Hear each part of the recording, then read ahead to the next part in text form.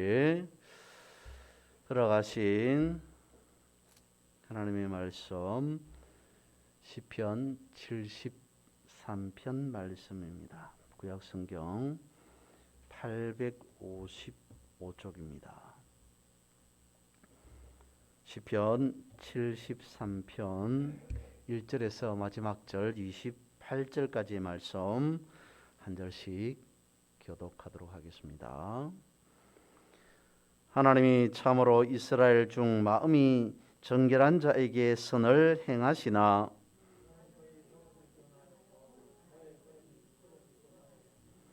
이는 내가 악인의 형통함을 보고 오만한 자를 질투하였음이로다.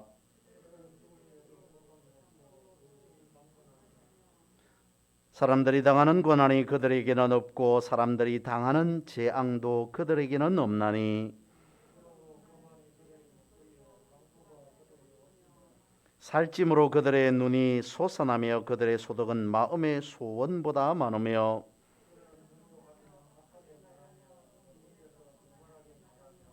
그들의 입은 하늘에 두고 그들의 혀는 땅에 두루 다니도다.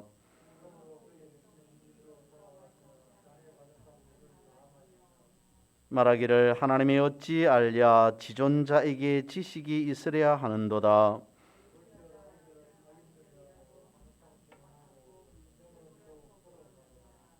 내가 내 마음을 깨끗하게 하며 내 손을 씻어 무죄하다 한 것이 실로 헛되도다. 내가 만일 스스로 이르기를 내가 그들처럼 말하리라 하였더라면 나는 주의 아들들의 세대에 대하여 악행을 행하였으리이다.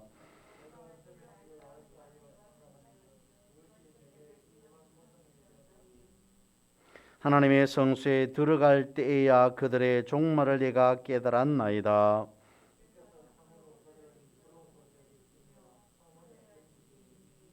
그들이 어찌하여 그리 갑자기 황폐되었는가 놀랄 정도로 그들은 전멸하였나이다.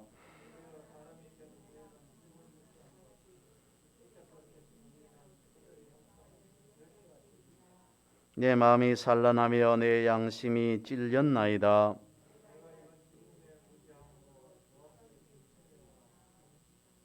내가 항상 주와 함께하니 주께서 내 오른손을 붙드셨나이다.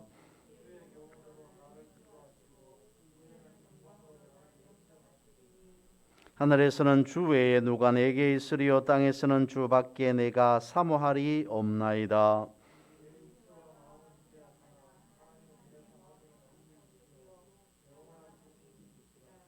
무릇 주를 멀리하는 자는 망하리니 엄녀같이 주를 떠난 자를 주께서 다 멸하셨나이다. 하나님께 가까이함이 내게 복이라.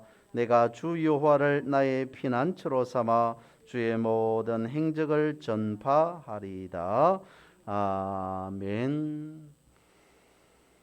오늘 우리가 방금 읽은 이 본문의 말씀을 보면 어쩌면 이렇게 우리의 생각과 내지는 우리의 삶과 닮아 있는가라고 하는 생각을 할 수 있을 것 같습니다. 성경에서 말씀하고 있는, 본문에서 말씀하고 있는 이러한 모습들이, 이러한 형태들이 나의 삶이다, 우리의 현실이다 라고 느껴질 수 있을 것 같습니다. 오늘 우리가 읽은 시편 73편의 말씀은 제목에 보면 아삽의 시라고 되어 있는데요. 시편의 5권 중에서 제 3권, 세 번째 권이 시작되는 곳이 본문의 말씀입니다. 73편의 주제를 흔히 신정론이라고도 합니다. 다르게 말씀하면 하나님의 정의, 하나님의 공의에 대한 말씀이 시편 73편 본문의 말씀이라는 거죠. 그런데 그 본문의 내용이, 흐름이 악인의 형통에 대해서 말씀하고 있습니다. 아삽이라고 하는 사람이 당시의 세상을 바라보니까 의인은 고난을 당하는데 오히려 악인은 형통하더라 라고 하는 그런 현실에 부딪혀서 좌절하고 때로는 낭망, 낙심하는 그러한 모습들로 진행되고 있는 거죠. 몇 절을 살펴보면 이렇습니다. 먼저 첫 번째, 하나님은 이스라엘에게 선행을 행하십니다 라고 말씀을 하고 있습니다.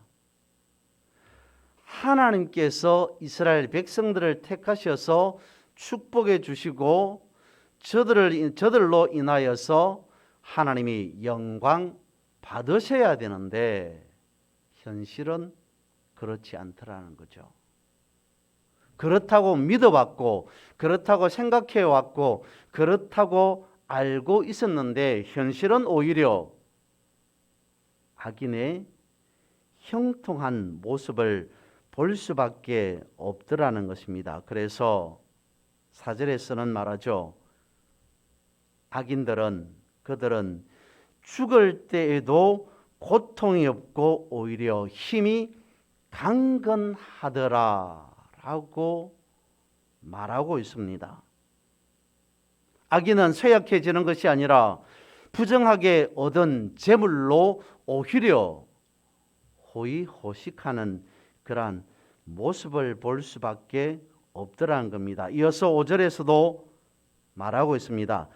악인은 다른 사람들 같이 고난당하지도 않고 악인들은 깊은 어떤 좌절에 빠지지도 않고 재앙을 당하지도 아니하더라. 오히려 이에 반해서 의인이 경건한 사람이 좌절에 빠지고 절망하고 탄식하더라 라고 하는 그러한 류의 고백을 하고 있습니다. 선하게 살아가는 사람은 늘 언제나 힘들더라는 거죠. 어렵더라는 겁니다. 가난하게 살 수밖에 없었다는 겁니다. 이에 반해서 악인은 항상 강건하더라라고 말합니다. 그래서 8절에서 11절에서는 심지어는 그들은 영적인 것들을 조롱하고도 아무런 제재를 아무런 벌을 받지 않는 듯 하다라고까지 말하고 있습니다. 본문의 제목에서 나오는 것처럼 아삽은 악인이 항상 평안하고 재물을 축적하며 부유하게 살아가는 그러한 모습을 볼 수밖에 없었습니다. 이에 반해서 자신은 경건한 사람은 의인은 믿음의 사람은 믿음으로 살았지만 경건한 삶을 살았지만 그 모든 것이 다 헛되더라 라고 하는 그러한 모습을 볼 수밖에 없습니다. 의인은 오히려 재앙을 당하고 징책을 받을 수밖에 없는 삶 속에 놓이더라는 거죠. 악인은 번영하고 의인은 고난당한다는 것에 고민을 할 수밖에 없었습니다. 하나님은 말씀하시기를 분명히 어렵게 살아가는 자가 번창할 것이다. 번영할 것이다 라고 말씀하셨건만 현실은 오히려 번영하지 못하는 그러한 모습을 볼 수밖에 없다는 것에 대한 고민. 하나님이 분명히 살아계신다면 어떻게 악인이 이렇게 번영할 수 있겠느냐라고 하는 그런 고민들이 본문 안에 그대로 드러나고 나타나고 있습니다.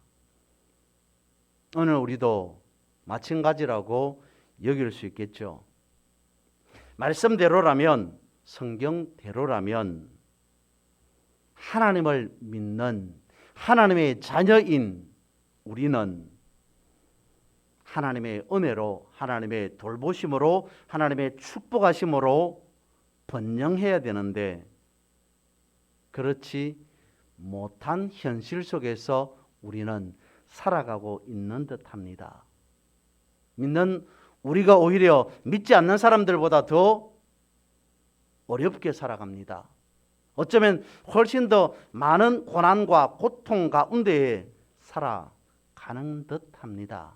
믿지 않는 사람들은 그야말로 호의호식하는데 믿는 나는, 믿는 우리는 아프고 병들고 가난하고 실패하고 좌절하는 그러한 삶을 살아가는 듯합니다. 그때의 본문에서처럼 아삽과 같이 불신하고 하나님 앞에 왜 이런 삶이 놓일 수밖에 없느냐고 질문할 수밖에 없다는 겁니다.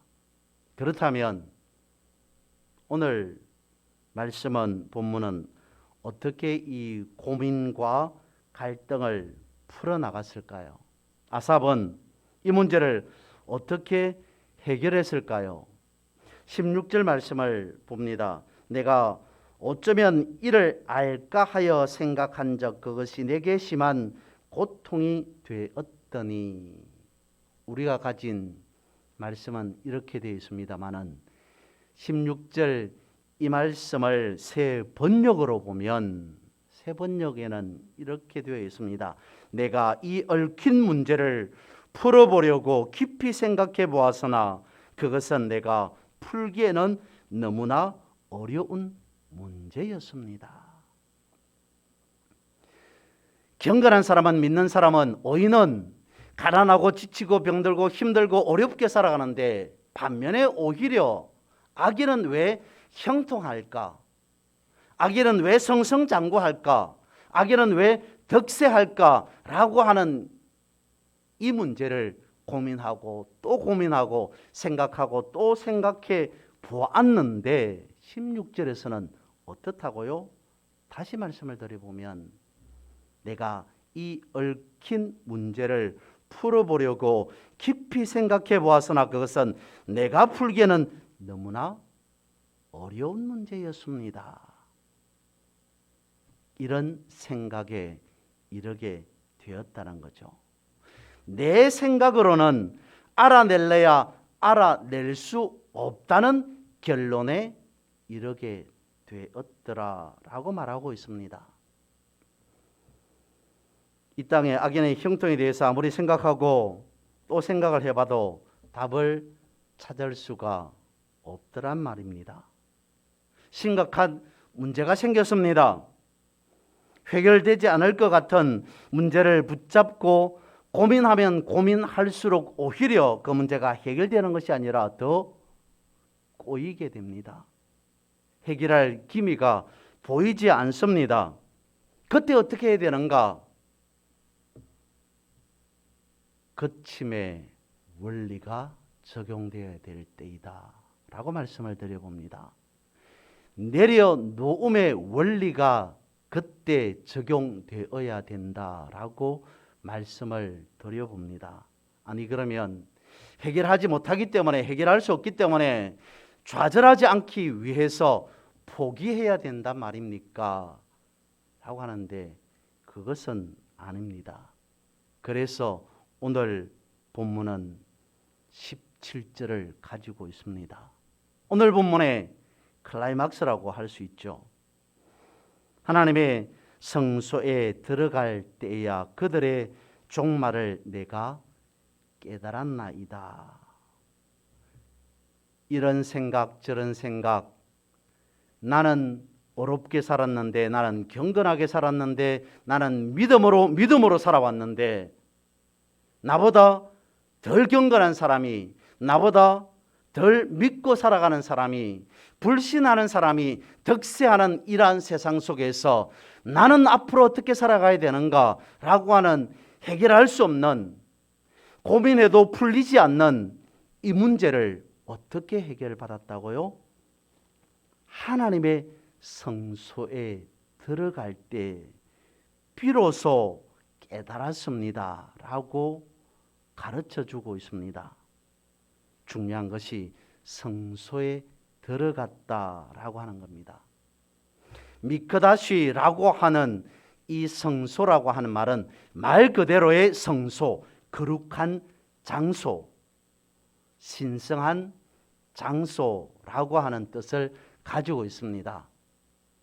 하나님의 성소라고 했으니까 당연히 성전이라고 생각하기 쉬운데 굳이 성소라고 되어 있습니다. 그래서 미크다시라고 하는 이 성소를 그대로 적용해 보았을 때 성전만을 의미하는 것이 아닐 수 있다는 거죠. 더 많은 의미를 가지고 있다는 겁니다. 그렇다면 성소는 어디이겠습니까? 하나님이 계시는 마음의 자리는 아니었을까요? 자신의 영적인 깊은 마음의 그곳을 말하고 있는 것은 아니겠습니까? 아니면 하나님의 존전, 하나님의 말씀 앞에 라고 하는 뜻은 아니겠습니까? 아니면 간구하고 기도하는 그 자리는 아니겠습니까? 이와 같이 다양하게 성소를 생각해 볼 수가 있을 겁니다. 아무튼 16절에서 17절로 넘어오면서 오늘 본문이 우리에게 가르쳐 주고 있는 것은 이것입니다. 사람의 방법으로 해결하려던 문제를 내려놓고 하나님을 의지하고 하나님의 말씀에 귀를 기울였다는 거죠. 깨어짐의 순간 무엇인가 생각의 변화를 겪게 되는 그러한 순간을 말씀하고 있습니다. 그것을 거침의 원리, 내려놓음의 원리라고 말씀을 드렸습니다. 성소에 들어갔다는 것은 깨닫게 되었다는 것입니다. 알았다는 것입니다. 성소에 들어갔다는 것은 하나님과의 만남을 말씀하고 있는 것이죠. 지금껏 삶 가운데에서 고통스럽게 여겨왔던 모든 문제 해답이 비로소 보이기 시작하였더라라고 17절은 말씀해 주고 있습니다. 하나님의 시선으로 하나님의 눈으로 바라보니까 해답이 보이더라라고 말씀하고 있습니다. 여기서 성소, 그러니까 거룩한 장소를 바꾸어서 한번 생각해 보면 어떨까 싶습니다. 거룩한 곳, 성소라고 하는 이곳을 단순한 성소, 거룩한 곳이 아닌 에덴 동산으로 바꾸어서 생각해 보면 어떨까 싶습니다. 에덴 동산은 어떠한 곳입니까? 거룩한 곳이죠. 그야말로 성소 중에 성소 아니겠습니까? 왜냐하면 하나님의 공의, 하나님의 자비하심, 하나님의 사랑, 하나님의 은혜, 하나님의 축복, 모든 것이 완벽하게 다 갖춰져 있는 곳. 에덴 동산이 그런 곳 아닙니까? 성소가 에덴 동산과 같은 곳이라면 악인의 형통을 부러워할 이유가 있겠습니까? 전혀 악인의 형통을 부러워할 이유가 없습니다. 지금까지는 악인의 형통만을 바라보고 살았는데, 그래서 악인의 형통이 전혀 이해되지 않았는데 주변을 돌아보니까, 나를 돌아보니까 내가 서 있는 자리가 어디더라? 에덴 동산이었더라는 거죠. 내가 에덴 동산 안에 있는데 악인의 형통을 부러워할 이유는 하등 없습니다. 너무 멀리 갔습니까? 아니, 그러면 조금 더 양보해서 이스라엘 백성들의 출애굽을 한번 생각해 보겠습니다. 이스라엘 백성들이 애굽에서 나왔습니다. 그리고 광야에서 애굽을 생각해 보니까 광야보다는 애굽이 그렇게 좋을 수가 없습니다. 애굽에 살았던 그때가 그렇게 부러울 수밖에 없습니다. 왜 우리가 애굽에서 나왔을까? 왜 우리가 애굽에서 주구장창 오랫동안 살지 않았을까? 라고 하는 이것을 생각하고 또 생각하고 부러워하고 또 부러워할 수밖에 없었습니다. 왜냐하니까 자신의 현실은 광야였거든요. 광야라고 하는 그 현실 안에서 애굽을 생각하니까 애굽이 좋을 수밖에 없었던 겁니다. 애굽을 부러워할 수밖에 없었던 겁니다. 그러나 광야에 있을지라도 이스라엘 백성들이 진행하고 있는 곳은 어디입니까? 이스라엘 백성들이 나아가고 있는 곳은 어디입니까? 가나안입니다. 성소에 들어간다는 것을 가나안에 들어간다고 생각해 보면 어떨까라고 하는 측면에서 말씀을 드렸습니다. 가나안을 향해서 나아가는 발걸음이라면 애굽이 좋아 보이겠습니까? 광야에 대한 원망이 있겠습니까? 그 어떤 것도 부러울 것이 없습니다. 왜? 나는 지금 이스라엘 백성들은 가나안 약속의 땅을 향해 나아가고 있기 때문이죠.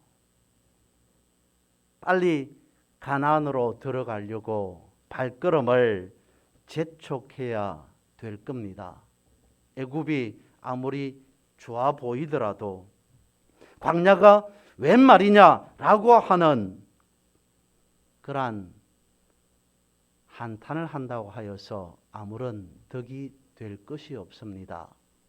당시의 이스라엘 백성들은 가나안을 목적지로 두고 나아가고 있었기 때문이었던 거죠. 가나안에 들어가듯이 아삽이 성소에 들어가 보니까 모든 것이 다 달라 보입니다. 그래서 18절에서 20절에서는 악인의 최후는 마치 꺼져가는 등불처럼 순식간에 무너진다고 깨달았습니다. 21절에서 22절에서는 그것을 자신이 잘못 생각했다는 것, 이제까지 악인의 형통에 대한 부분을 잘못 생각했다는 것을 깨닫게 되었습니다. 23절에서는 내가 항상 주와 함께하니 주께서 내 오른손을 붙드셨나이다 라고 고백하고 있고요. 또한 25절에서는 하늘에서는 주 외에 누가 내게 있으리요 땅에서는 주밖에 내가 사모할이 없나이다. 악인의 형통이 아무런 부러울 게 없다는 사실을 알았습니다. 무엇을 알았다는 것입니까? 16절이 지나고 17절 그리고 18절 이후에 시편 기자는 무엇을 알았다고 고백하고 있는 겁니까? 자신의 위치가 어디냐는 것을 깨달았다는 겁니다. 내가 누구냐라고 하는 것을 깨달았다는 겁니다. 다른 사람을 바라보고 주변을 바라보는 것이 아니라 오늘을 살아가고 있는, 지금을 살아가고 있는 나는 누구인가라고 하는 사실을 명확하게 깨닫게 되었다라고 하는 것을 이와 같이 서술하고 있습니다. 고백하고 있습니다.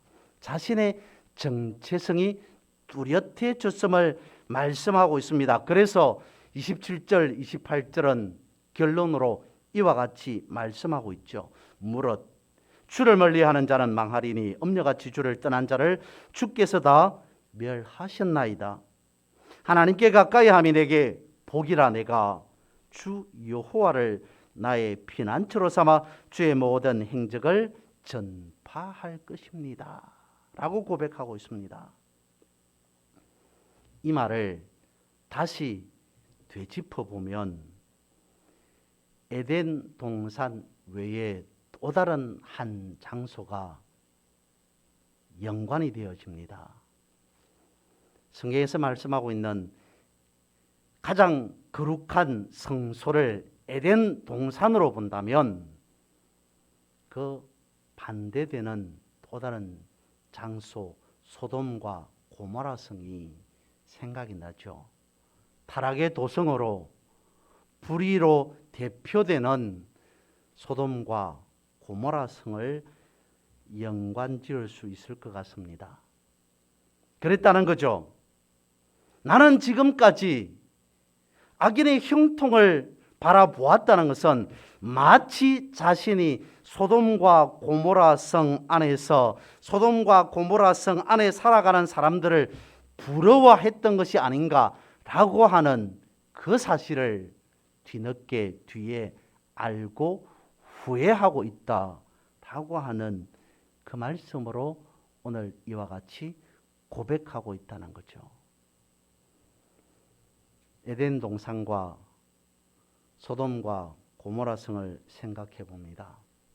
오늘 본문에서는 성소는 피난처라고 하는 것으로 연결할 수 있을 겁니다. 성소라는 피난처라고 하는 단어를 생각하다가 에덴 동산과 고모라 성을 생각하게 되었습니다. 자신의 위치가 어디 있는가, 어디냐라고 하는 그것이 중요하다는 겁니다. 우리가 에덴을 피난처로 생각하느냐 아니면 소돔을 피난처로 생각하느냐에 따라서 삶의 기준은 확연히 180도로 달라진다는 거죠. 소돔과 고모라 성을 피난처로 생각하는 사람이 어디 있겠습니까? 그런데 소돔과 고모라 성 당시 그 안에 살아갔던 사람들은 어땠습니까? 저들의 삶은 그 나름대로 좋았습니다. 괜찮았습니다. 호의호식할 수 있는 장소가 소돔과 고모라 성이었습니다. 그러나 그 안에는 하나님의 공의, 하나님의 정의가 없는 곳이었습니다. 불의가 판치는 곳이었습니다. 공정 정의는 찾아볼 수 없는 곳이 소돔과 고모라 성이었습니다. 그야말로 자기 소견에 옳은 대로 행하는 장소가 소돔과 고모라였습니다. 악인의 형통이 어떠한 것인지를 대표적으로 보여주는 예가 바로 소돔성이라고 할 수 있겠죠. 그렇다면 그 안에 의인이 살아간다면 불의의 도성을 대표하는 소돔과 고모라 성 안에 의인이 살아간다면 그 의인의 삶은 어떻겠습니까? 본문의 전반부를 기록하고 있는 그 기록대로이겠죠. 악인의 형통을 바라보고 의인인 자신은 늘 언제나 삶이 힘들고 끊임없이 자신은 핍박받을 수밖에 없는, 손가락질 당할 수밖에 없는 그러한 삶을 이어가는 그 삶이 의인의 삶이었을 겁니다. 소돔과 고모라 성 안에 살아가는 의인은 사회적으로 힘이 없는 자일 수밖에 없습니다. 도덕적으로 정결하지만 오히려 도덕적으로 살아가는 그 삶으로 인하여서 손가락질을 받을 수밖에 없는, 무시당할 수밖에 없는 그런 삶이 의인의 삶이었을 겁니다. 내일이 보장되지 않는 삶이었겠죠. 그렇다면 과연 그런 소돔과 고모라 성 안에 살아가는 악인의 형통을 바라보고 의인은 부러워해야 합니까? 그건 아니라는 거죠. 오늘 우리가 살아가는 세상 속에서도 악인의 형통함을 볼 수도 있습니다. 그렇다면 그때 우리는 어떻게 여겨야 합니까? 어떤 생각을 가져야 합니까? 우리는 그럼에도 불구하고 가나안을 향하고 있다. 나는 지금 다른 곳에 서 있는 것이 아니라 에덴 동산에 서 있다라고 하는 그 믿음으로 살아가야 하는 거죠. 오늘 본문에서는 그것을 성소라고 말씀하고 있습니다. 그 성소를 피난처라고 가르쳐 주고 있습니다. 마하세라고 하는 이 피난처는 하나님께서 특별히 마련한 장소라고 하는 뜻입니다. 그래서 성소인 것이죠. 여러분, 우리가 믿음의 인생, 믿음의 삶을 살아가면서 어쩌면 종종이라기보다는 간혹 이런 생각이 들 때도 있을 겁니다. 나도 남들처럼 믿지 않는 사람들처럼 조금 타협하고 조금 남을 속여서라도 경제적으로 좀 더 나은 삶, 다른 사람들과 같이 그다지 못하지 않는 쉬운 삶, 조금 더 부를 축적할 수 있는 삶, 그런 삶을 살아가면 어떨까라고 하는 생각을 할 수도 있을 겁니다. 그러나 그럴 때마다 그래도 나는 믿는 사람인데, 그래도 나는 예수 그리스도를 아는 그리스도인인데, 그래도 나는 믿음의 인생, 믿음의 삶을 살아가야 되는데 라고 하는 생각이 든다면 바로 그 마음 안에 가난이 있다는 거죠. 바로 그러한 생각 속에 에덴이 존재하고 있다는 증거가 되는 것입니다. 우리는 생활 어디에서나 존재하고 있는 성소를 발견할 수 있습니다. 단 문제는 그 성소를 우리가 얼마만큼 애용하느냐라고 하는 문제가 남아 있는 거죠. 올 한 해 2022년 새롭게 시작되었습니다. 이렇게 말씀을 드리고 싶습니다. 다른 어떤 것보다도 지금 이때가 바로 성소에 들어가야 할 때이다라고 말씀을 드려봅니다. 오늘 본문은 우리에게 이렇게 가르쳐 주고 있습니다. 주님은 나의 피난처이시기 때문에 우리는 다른 곳으로 가지 아니하고 성소가 있는, 피난처가 있는 그곳을 향해 우리는 나아가야 할 때이다라고 하는 것입니다. 악인의 어떤 형통을 바라보고 그것을 잠시 부러워하였을지라도 다시 우리가 주님을 바라본다면 올 한 해 우리는 참된 축복의 삶을 살아가리라 믿습니다.